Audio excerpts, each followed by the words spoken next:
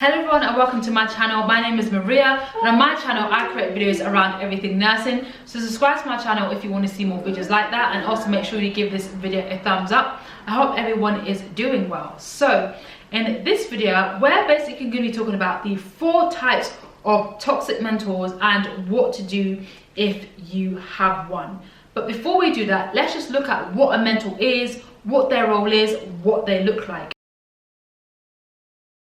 And when I think of the role mentor, I think of the words or the phrases that come to mind are a coach, a teacher, someone who's going to guide, a leader, someone who knows what they're doing, and basically someone who's been there and done that. Like, yeah, I've read it on paper, but can you kind of help me see what it actually looks like in real life? And then when I actually look at the Google definition of mentor, Google tells us that a mentor is an experienced and trusted advisor. The NMC, also known as the Nursing Midwifery Council, tells us that mentors have the privilege and mentors have the privilege and the responsibility of helping students translate theory into everyday practice. We can kind of start to see what the role of a mentor is, and that is basically to kind of add value to our learning, to help facilitate our learning, and kind of to assist in information provision and push us in the right direction, and kind of helping us see flaws within ourselves, and also helping us to see, good things about ourselves, and just basically helping. I say helping because we play a massive role as ourselves as well, as students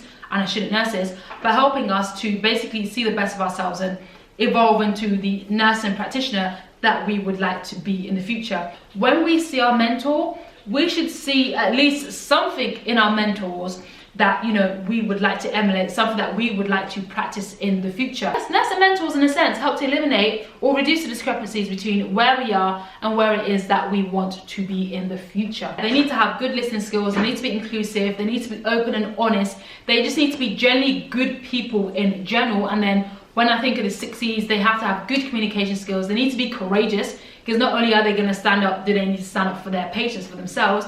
In a sense, when they're mentors, they also need to advocate and stand up for us as well. They need to be compassionate, competent, they need to know what they're doing.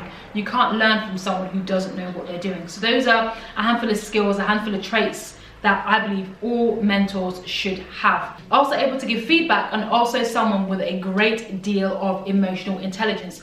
They know how to cater the way they behave, cater their responses, depending on, the student or the people that they are working with. But we all know that doesn't happen. From the title of the video, we know that that's not what we always see in nursing practice, or that's not even what we see in everyday life. And Darling recognized this. I'm referencing his work in this video. Darling recognized this, and he basically described it as the galaxy of toxic mentors. And there are 4 types: the avoiders, the blockers, the dumpers, and the destroyers. Those are the 4 types of toxic mentors that Darling recognized, and I'm sure that some of you guys may recognize in your own nursing practice, whether you're a registered nurse, whether you're a student nurse, whether it's your own mentor, or whether it's just like another mentor that you may have seen on the wards, or kind of just anywhere in general. So this is edutainment, yeah? Basically what I mean by edutainment is that not everything that I'm saying is fact. At the same time, take everything with a grain of salt with all my videos and cater it to where you are at in your nursing journey. So I do want to quickly say that the student-mentor relationship is a two-way street. Manipulative students do exist. We'll probably talk about that in another video. So if you're having a poor, or if you're in a situation where the relationship with your mentor is poor, don't automatically point the finger at your mentor. Sometimes you have to point the finger at yourself. I just wanted to put that quick disclaimer out there because I don't want it to seem like I'm bashing mentors. No. So the first type of toxic mentor is avoiders, and Darling basically describes avoiders as the type of mentor who is not available or who is not accessible. That is a mentor who is never there. You email them, they don't respond to your emails. Maybe you've started a long day with them. At the beginning of their shift, they're there, they're ever present. The rest of the shift that they're not there, and sometimes it could be for good reason. Maybe, well, not for good reason, but maybe your mentor's off sick for a prolonged period of time, hence why your mentor might fall under the category of an avoider, because they're never there. But when I'm talking about avoiders, I'm not talking about avoiders that maybe they're off sick, maybe they just physically can't be there, maybe they've been transferred to a different area of the hospital and you can't go with them.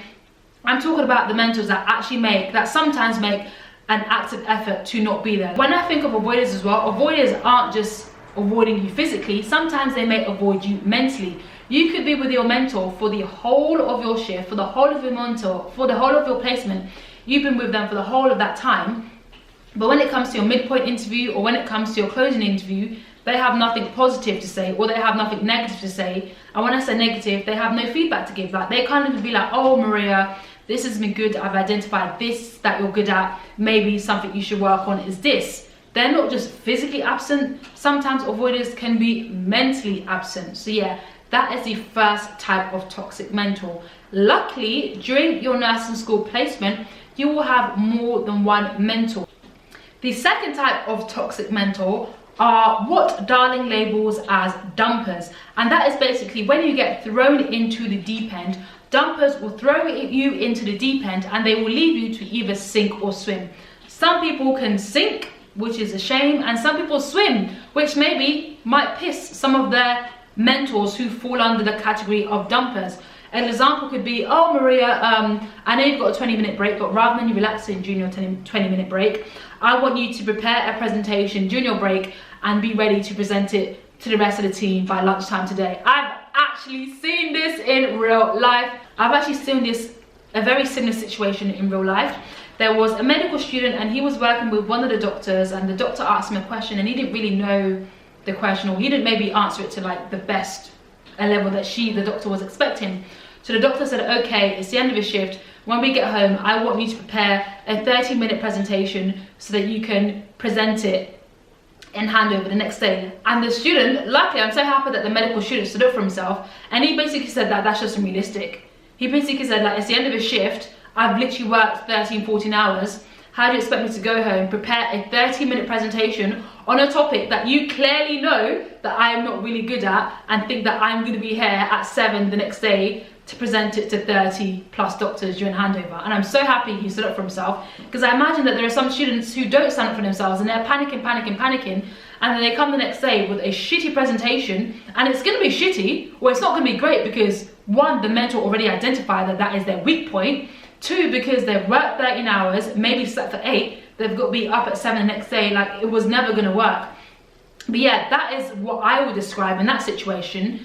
I would describe that mentor as a dumper. And the reason why I'm saying in that situation, because I don't know how they were like the whole entire day. The whole day she could have been amazing, but maybe it was the last 10 minutes. So when we're looking at the 4 types of toxic mentors, it's not necessarily, well, it could be a personality trait, but it's not necessarily that, oh, that mentor is a dumper, or that mentor is a blocker, or that mentor is an avoider. It could just be that in this particular situation, maybe they are a mentor, even though, you know, maybe they are a blocker. Whereas, you know, the whole day they've been good, but it's just that in this situation, they've been a blocker. Dumpers isn't just a situation where they dump you, where they leave you to sink or swim. Sometimes dumpers could also be mentors who set unrealistic standards that they can't even meet themselves. Say, for example, it's 10 minutes to lunchtime, you've got 10 set of obs to do, and your mentor says, oh, can you do all of these obs before lunchtime? That is an unrealistic standard, and I believe that would come under the category of dumpers. So blockers, oh my gosh, I've actually had experience with this, because some people just there's haters everywhere. So don't think that your mentor is like the ideal person. Like, we live in a sinful world full of sinful people. Some people have good and bad things. So don't think your mentor is going to be like this angel who's the archangel of everything, who's perfect. No, the world is full of imperfect people. Just like there are imperfect students, there are imperfect mentors, there are imperfect categories of everything, yeah? The next type of toxic mentor is blockers. And these are mentors that actively avoid meeting the mentee's needs, either by refusing requests or controlling through withholding information. So I can think of 2 situations where my mentors were blockers. And the first one was my placement, my first ever placement on a respiratory ward. And I wanted to spend, you know, a day or 2 or a shift or 2 in a different area of the hospital, just to kind of see patient continuity. Because I noticed that on this ward, we had a handful of patients going to the cath labs, having angiograms, and I just wanted to see what it is that they did. And I asked my mentors, oh, can you help facilitate this for me? And she was adamant, no, you're on a respiratory ward, your placement is here, blah, blah, blah, this has no relevance. But me, myself, I was short of my learning. I knew that, you know, spending a day or 2 on the cath labs would be beneficial. But she was withholding information. She wasn't telling me what days they were open. She wasn't telling me what shifts they did, whether they worked night shifts or not. She wasn't telling me any of that. And that is what I would describe as a blocker. Now, destroyers, the fourth type of toxic mentor that Darling describes, or that Darling identifies, are destroyers. And in my head, I'm trying to rank them, but I feel like they're just kind of all bad in their own way, depending on what your personality is like, and we'll talk about that a bit later in this video. And they act, this is just evil and sinister. They basically act in a way to undermine confidence, and this includes private and or public attacks. Whereas destroyers would be like, hey, everyone's here, let's embarrass Maria. Maria, you see when you said you failed that essay and you got 10% in it, should we do it now? Darling doesn't lie when he says they act in a way to undermine confidence. This can be private or public attacks. That is one example of a public attack. A private attack could be, oh, but I already explained this to you. Why do you keep getting this wrong? Like, it's not that hard. It's pretty straightforward. Even though your mentor knows at the back of her head, it took her like 10 years before she fully understood how to do X, Y, and Z properly, and she's expecting you to do it, you know, properly the first time round. Those are examples. So we've gone through the 4 types of toxic mentors. They are avoiders, destroyers, blockers, and dumpers. But why is it that some mentors are able to do it? And they're really able to do it. Not all mentors do it, because not every mentor is a toxic mentor. But one reason why they're able to do it is basically just because of a power imbalance. They're here when it comes to this situation, and then you're kind of a bit further down. So that's how they are able to do it. So some of you guys might be like, oh my God, my mentor is a dumper, my mentor is an avoider, my mentor is a blocker, or oh, my mentor likes to act like a blocker in this situation, and sometimes she's an avoider, and sometimes she's like a dumper, and all of that stuff. What do I do? Now, if you've actually read this piece of work by Darling, I'll leave a link in the description box below so you guys can have a look of it, read of it yourself if you want to. Darling does offer some antidotes, some suggestions when it comes to dealing with toxic mentors. And now, let me be honest, when I first read the antidotes and the suggestions that he offered when it came to dealing with toxic mentors, I was like, these suggestions are literally just as toxic as the mentors that he is describing, and maybe I guess it's a reflection of the time that the antidote to toxic mentors was written. But when I actually read them in depth, and when I actually really started to study, and kind of relate my own practice to it when I was a student nurse and now that I'm a registered nurse, I was like, actually, these antidotes make sense. When I first read it, I was like, no, I'm not about this. I'm not about to function in my dysfunction. We will not allow it. We will not allow it. But like I said, when I read it, I was like, this actually really makes a lot of sense. The first one is be aware of your own mentoring pattern. The second one is identify the stage of your growth. The third one is to build a support network and draw upon your own internal mentoring resources. And the fourth one is try and understand the needs of the other person. So those are the 4 antidotes, the 4 suggestions that Darling suggests to basically adopt when it comes to dealing with toxic mentors. But we are going to talk about that in greater depth in a different video. Anyway, I hope this video was interesting for you. I hope it was informative, and I'll see you guys in my next video. Make sure you subscribe and give this video a like. Bye.